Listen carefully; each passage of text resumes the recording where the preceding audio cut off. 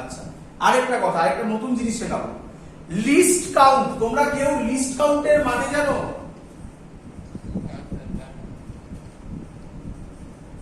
List কাউন্টের মানে জানো কেউ?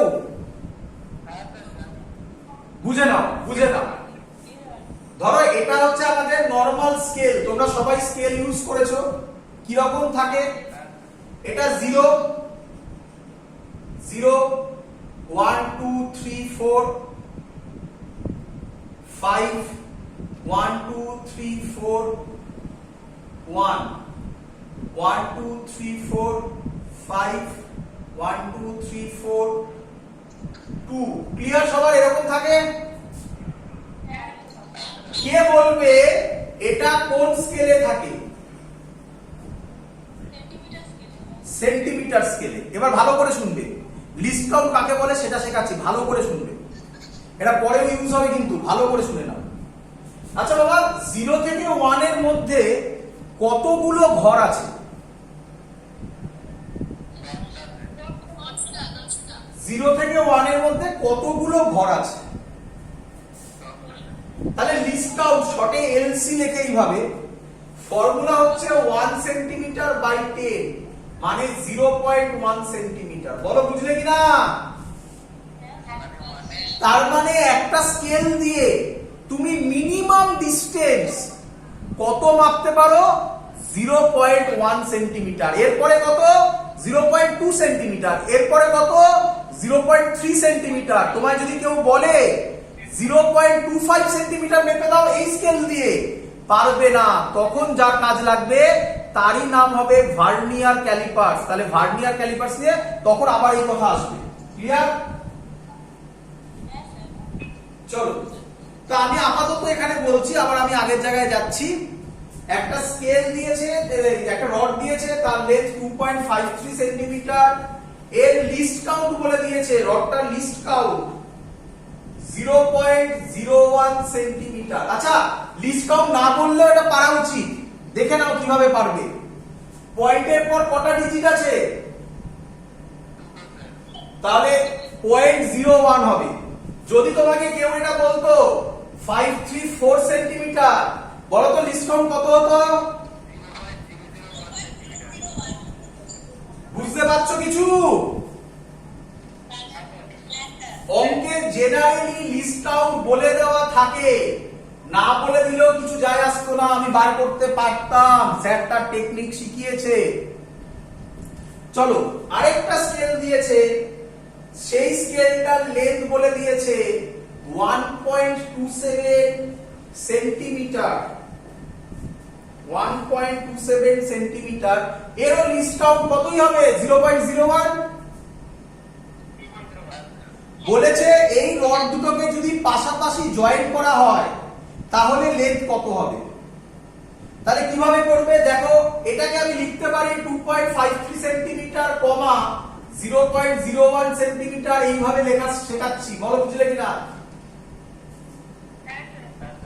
এটাকেও লিখতে পারি কমা 0.01 সেন্টিমিটার। বুঝলে কিনা বলো?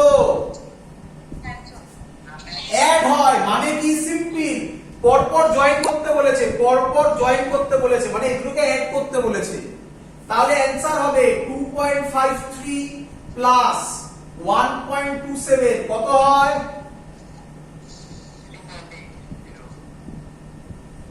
3.80 সেন্টিমিটার। আর এরারটা নিজেদের মধ্যে অ্যাড হয় 0.01 প্লাস 0.01, তাহলে অ্যানসার হবে 0.02 সেন্টিমিটার। তাহলে অ্যাড করলে অ্যানসার আসবে 3.80 সেন্টিমিটার প্লাস মাইনাস 0.02 সেন্টিমিটার। এতটাই সোজা জিনিস। ক্লিয়ার?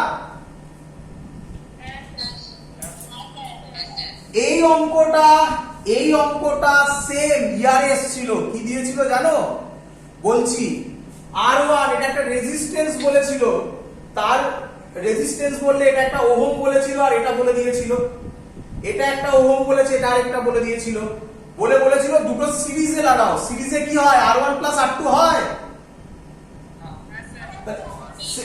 সেম অঙ্ক। ক্লিয়ার? এবার ঝামেলা হবে। এবার স্যার যদি সাবট্রাকশন হয় তাহলে কি রকম হবে? তাহলে হবে এখান থেকে দেখো, তাহলে mean value a minus b হবে x, বা delta a plus delta b হবে ডেল্টা x। কেন? এরা সবসময়, এটা সবসময় অ্যাডিশনেও এটা থাকবে, সাবট্রাকশনেও এটাই থাকবে। এই মেন ভ্যালুটা মাইনাস হবে, মেন ভ্যালুটা প্লাস হবে। এটাকে যদি তোমাকে মাইনাস করতে বলতো, কথার কথা এটা থেকে এটাকে মাইনাস যদি করতে বলতো, তাহলে অ্যানসার কি হতো? 2.53 মাইনাস 1.27 কত হয়?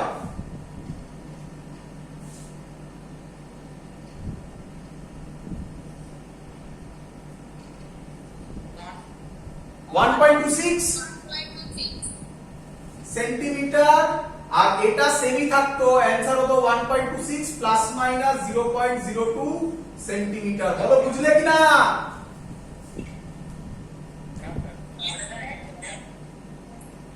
এই হলো অ্যাডিশন সাবট্রাকশনের রুল। এবার ইম্পর্টেন্ট জিনিস, খুব ইম্পর্টেন্ট, পরীক্ষায় আসবে, মাল্টিপ্লিকেশন এন্ড ডিভিশন। মাল্টিপ্লিকেশন ডিভিশনই মেইনলি পরীক্ষায় দেয়। মাল্টিপ্লিকেশন এন্ড ডিভিশন,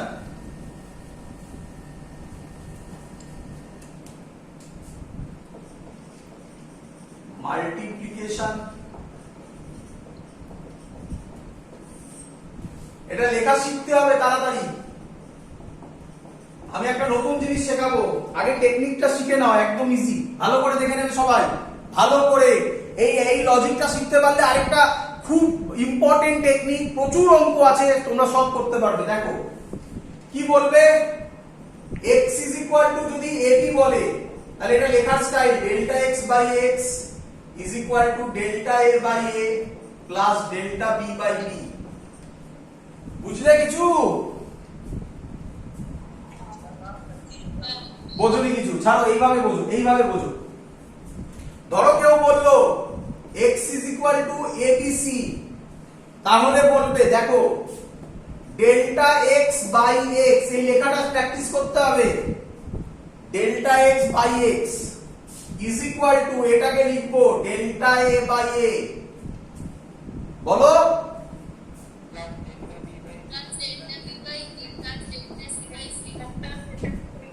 এই হলো লজিক। ক্লিয়ার? এবার মজাদার জিনিস শেখাই, মজাদার জিনিস শেখাই, একটু অবাক হয়ে যাবে। x ইজ ইকুয়াল টু যদি a বাই b হতো, তাহলে কি লিখতাম? Delta x by x delta a by a। এত কি ক্লিয়ার? তোমাদের বইতে লেখা আছে প্রথম লাইনে minus delta b by b, minus করবে না, এরারে মাইনাস হয় না। পরের লাইনে মাইনাস করে পরের লাইনে আবার প্লাস করা আছে তোমাদের বইতে, তোমরা ডাইরেক্ট করবে। That means x is equal to a into b যা x is equal to a by b ও। বলো, এটা বলো, এবার বলো তাড়াতাড়ি।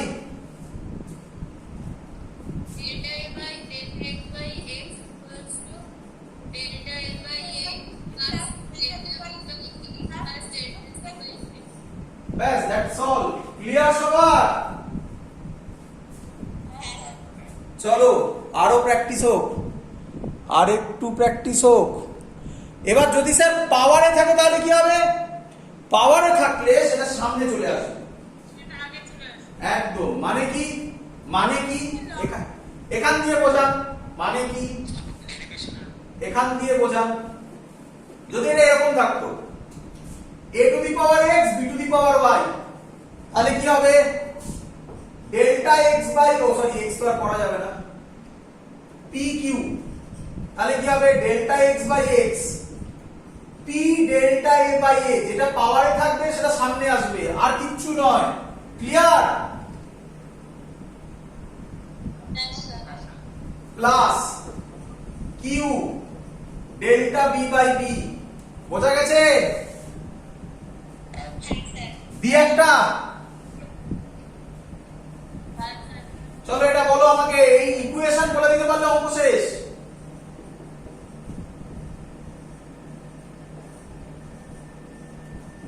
বলো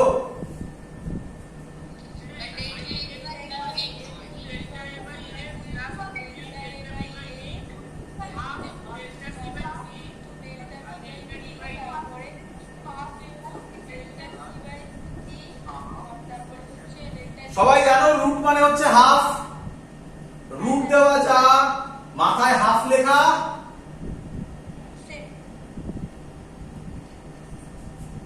প্লাস। সবার ক্লিয়ার?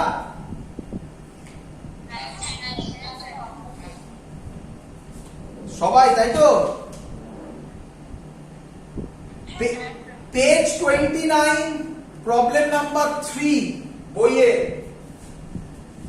পেজ 29 প্রবলেম নাম্বার 3 বইয়ে করছি।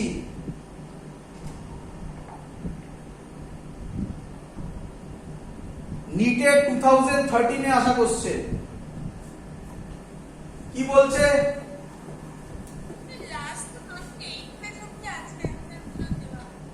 হ্যাঁ বাবা,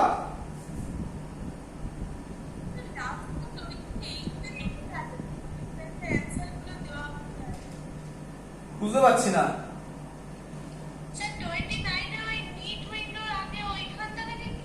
হ্যাঁ 29 এ 3 দেখো,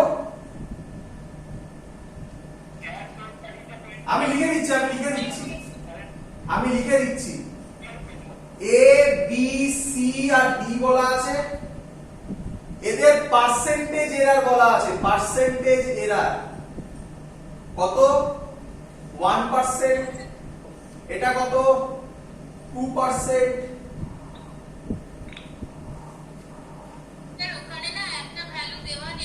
একটা ভ্যালু দেওয়া নেই ওখানে, একটা ভ্যালু দেওয়া নেই, ঠিক করে নাও, বলে দিচ্ছে।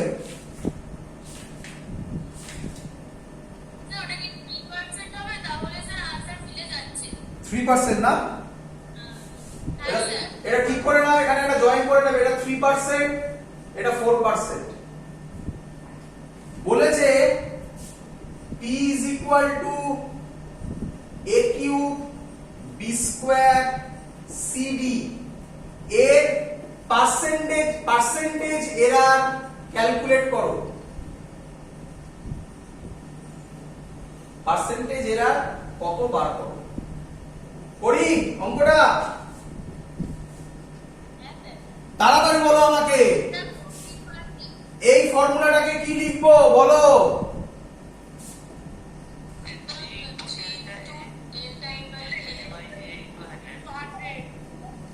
না না, 100 পরে delta a by a plus 2 delta b by b plus delta c by c plus জায়গা নিয়ে নিচে করলাম ডেল্টা d বাই d। এত অবধি সবার ক্লিয়ার? সবার মনে থাকা উচিত আমি পড়িয়েছি আজকে পার্সেন্টেজ এরার লেখার স্টাইল শিখিয়েছিলাম। Delta x by xf into 100%, মনে পড়ছে? এই দেখো এগুলোই তো তাই। ডেল্টা p বাই p মানে p টা m, মানে এগুলো মেন ভ্যালু। তাহলে আমার শুধু বোথ সাইডে 100% জয়েন করে দিলেই হয়ে গেল।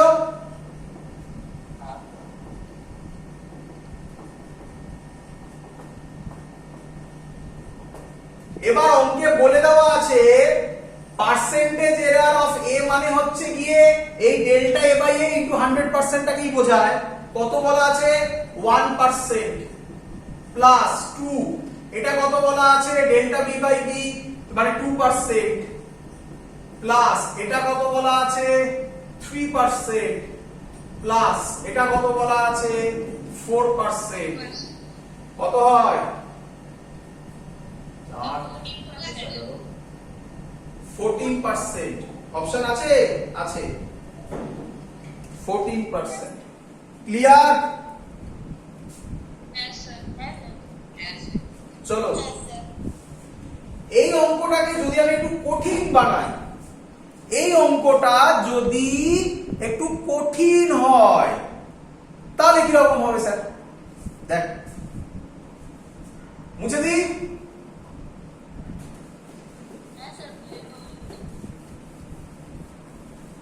চলো তাহলে ওই অঙ্কটা একটু ঠিক করে নেবে তোমরা। সি এর পার্সেন্টেজ এরার হচ্ছে 3%, ওটা বইতে প্রিন্টিং মিস্টেকে ভুল আছে, 3% হবে।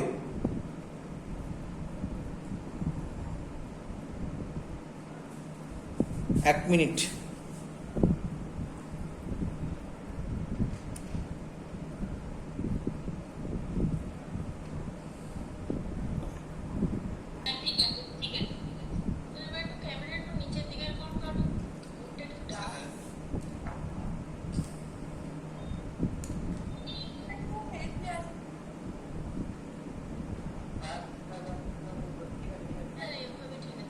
চলো এবার চলো এবার আমরা যেটা করব, এই অঙ্কটাকে যদি একটু কঠিন বানাই, অলরেডি আমি বলে ফেলেছি, অঙ্কটাকে অলরেডি বলেছি কি, ধরো একটা রেজিস্ট্যান্স দেওয়া আছে R1, তার ভ্যালু দেওয়া আছে 5.0 প্লাস মাইনাস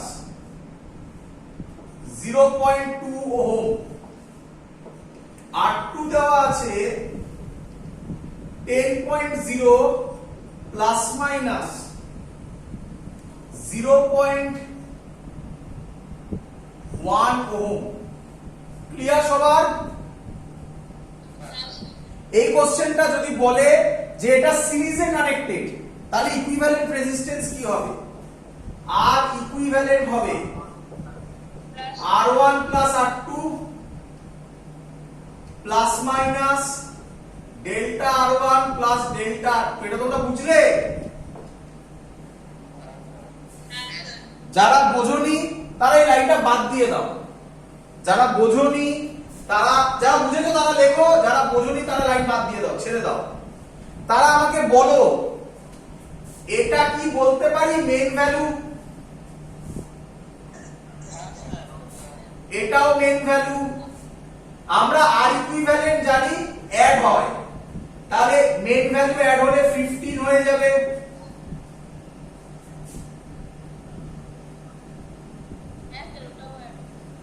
আর এটাকে বলা হচ্ছে এরার, এটাও অ্যাড হয়ে যাবে, তাহলে অ্যানসার হবে 0.3 ওহম। ক্লিয়ার কি ক্লিয়ার নয়?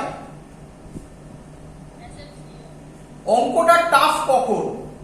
এই অঙ্কটা তোমাদের বিভিন্ন বইতে করা আছে, বাট একটু ডিফিকাল্ট প্রসেসে করা আছে। অঙ্কটা টাফ হবে যদি তোমায় বলে find R equivalent in parallel. Parallel যদি হয়, তোমরা সবাই আশা করি এই ফর্মুলাটার সাথে হ্যাবিচুয়েটেড।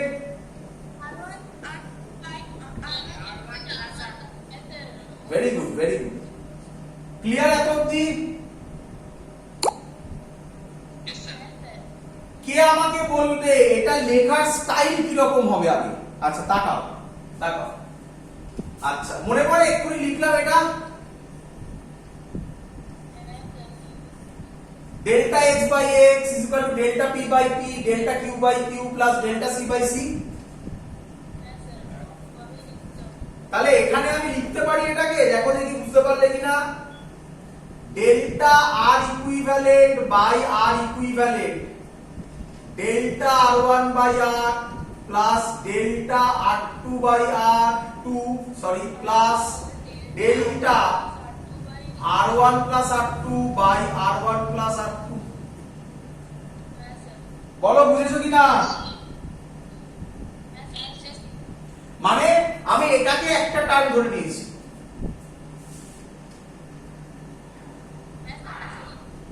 এবার তাকাও, দাঁড়াও। আর ইকুইভ্যালেন্ট ডেল্টা আর ইকুইভ্যালেন্ট তুমি ফাইন্ড আউট করবে, আর ইকুইভ্যালেন্ট তুমি জানো না, একই নয়? আবার বোঝো, আবার বোঝো, আবার বোঝো। এর মধ্যে ডেল্টা আর ইকুইভ্যালেন্ট হচ্ছে আর ইকুইভ্যালেন্টের এরার। আর আমি বলতে পারি আর ইকুইভ্যালেন্ট এইটা মেন ভ্যালু। তাহলে মেন ভ্যালুটা তুমি বার করে নাও, 5 into 10 by 5 plus 10 50 by 15। পয়েন্টে বলো না, 10 by 3। তাহলে আর ইকুইভ্যালেন্ট আমি পেয়ে গেলাম। পরে বসাবো ডেল্টা R1, এর মধ্যে এটা হচ্ছে ডেল্টা R1 মানে 0.2, R1 মানে হচ্ছে গিয়ে 5 প্লাস ডেল্টা R2 0.1, R2 মানে হচ্ছে গিয়ে 10 প্লাস ডেল্টা, এটাকে লেখা যায় এরকম delta R1 plus delta R2 by R1 plus R2, এটা লেখা যায় এরকম। ডেল্টা R1 কত?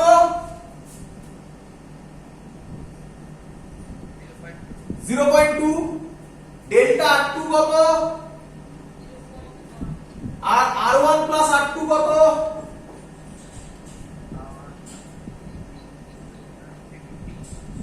আচ্ছা আর ইকুইভ্যালেন্ট তুমি কত পেয়েছো?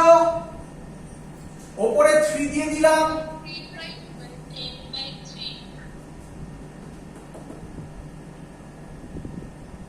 আরে 10/3 3টা উপরে দিয়ে দিলাম। এখান থেকে বাড়িতে তোরা ডেল্টা আর ইকুইভ্যালেন্ট বার করতে পারবি?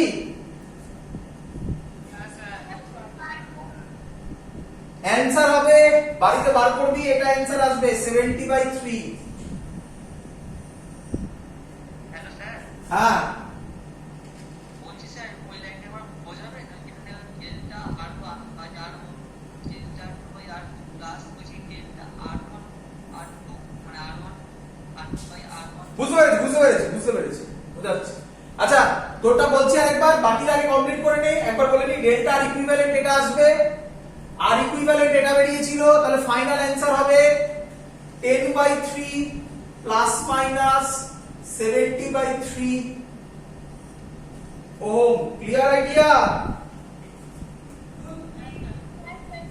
এবার যারা ওটা বুঝিসনি তারা দেখ, এই লাইনটা যদি বোঝাতে পারি, এই লাইনটা থেকে এই লাইনটা সবার ক্লিয়ার?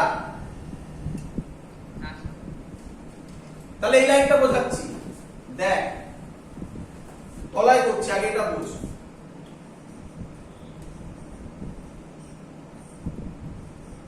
বলতে এটা ফর্মুলা কি হবে?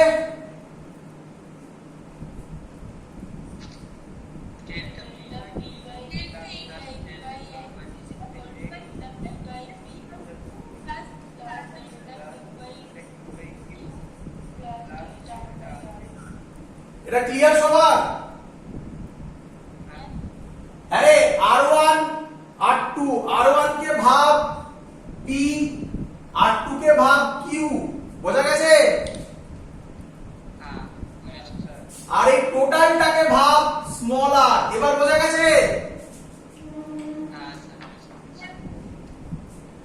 তো ইম্পর্টেন্ট একটা অঙ্ক, প্যারালাল দিলে তোমরা এইভাবে করবে, ইজি হয়ে যাবে জিনিসটা।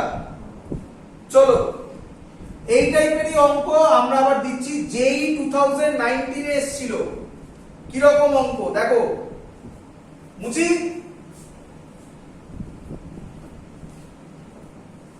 স্যার প্রচন্ড হেজি আসছে স্যার। প্রচন্ড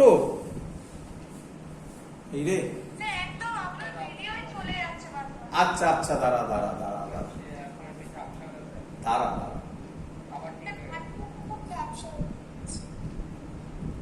এবার বল। স্যার এখনো স্যার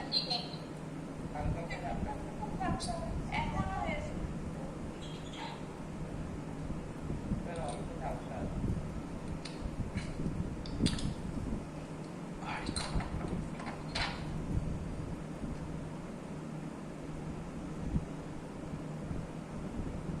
এবার হ্যাঁ স্যার।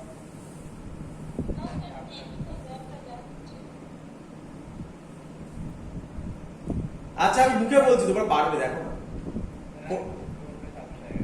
করি। দাদা আমি এখন বন্ধ করে করছি। এবার চলো করছি।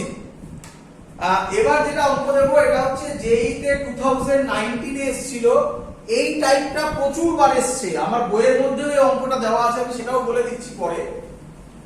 তো আগে যেটা বইতে নেই সেম টাইপ একটু বইতে নেই, বইতে অন্য টাইপটা দেওয়া, এই একই টাইপ অন্য অঙ্কটা দেওয়া আছে, সেটা আমি লিখে দিচ্ছি। বলছে ইনা সিম্পল পেন্ডুলাম, শর্টে লিখছি, সবাই লিখতে থাকবে আমার সাথে। In a simple pendulum experiment for determination of g, for determination of g, g মানে কি? acceleration due to gravity, clear? Time taken, ভালো করে শুনবে, এই অঙ্কটা যারা ভুল করবে তাদেরও অ্যান্সার মিলবে, কিন্তু ভুল করে অ্যান্সার মেলালে পরে ফাঁদে পড়ে যেতে পারো, তাই ভালো করে বুঝবে। Time taken for 20 oscillation 20 oscillation is measured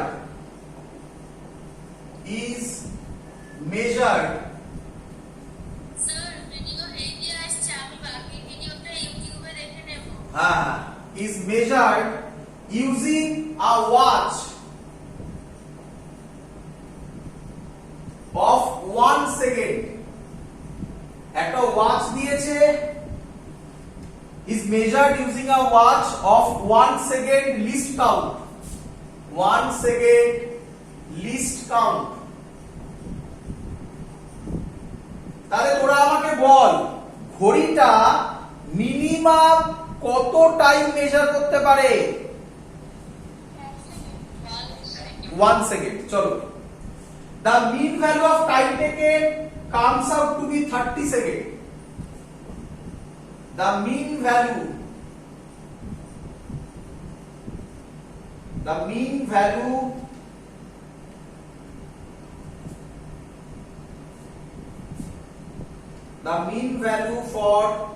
of time taken is equal to 30 seconds. বলে দেওয়া আছে। The length of the pendulum measured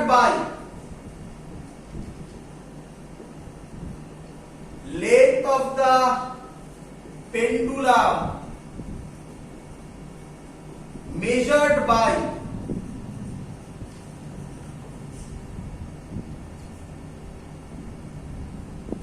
using a meter scale of least count 1 millimeter and the value obtained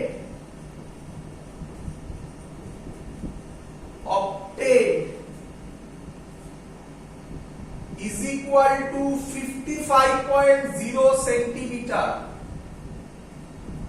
Find percentage error in G. Option দেওয়া আছে 0.7%, 6.8%, 2019 এর question, মানে আগের বছরে, এই বছরের আগের বছর। স্যার প্রথম অপশনটা কি লিখলে? 0.7,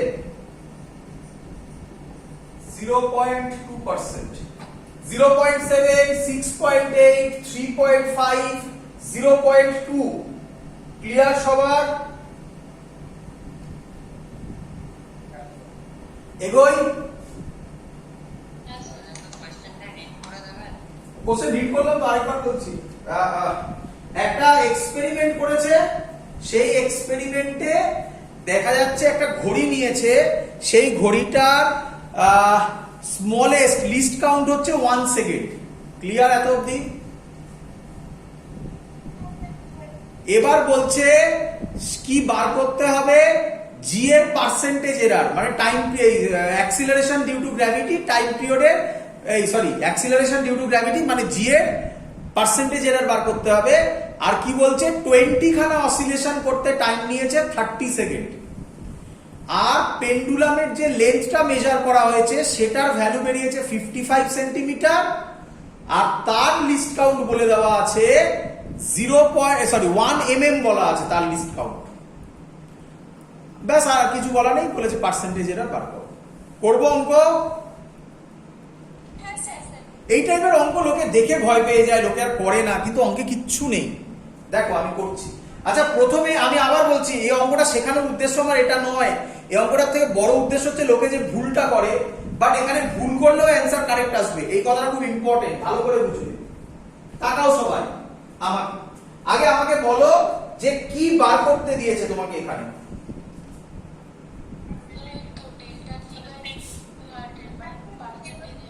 percentage error of car? GA. এই ফর্মুলাটা তোমরা আশা করি এখন হ্যাবিচুয়েটেড হয়ে গেছে এই ফর্মুলাটার সাথে।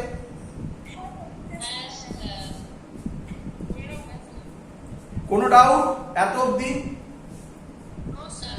আচ্ছা, এই লেভেলে, ইনিশিয়াল লেভেলে তোমার মাথায় হয়তো এই ফর্মুলাটা আসতে নাও পারে। কেন? তার কারণ হচ্ছে তুমি এখনো সিম্পল হারমোনিক মোশন পড়োনি।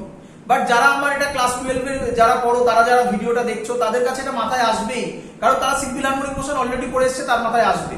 তোমার মাথায় আসবে না 11 এর লোকদের, তার কারণ তোমরা এখনো পড়োনি।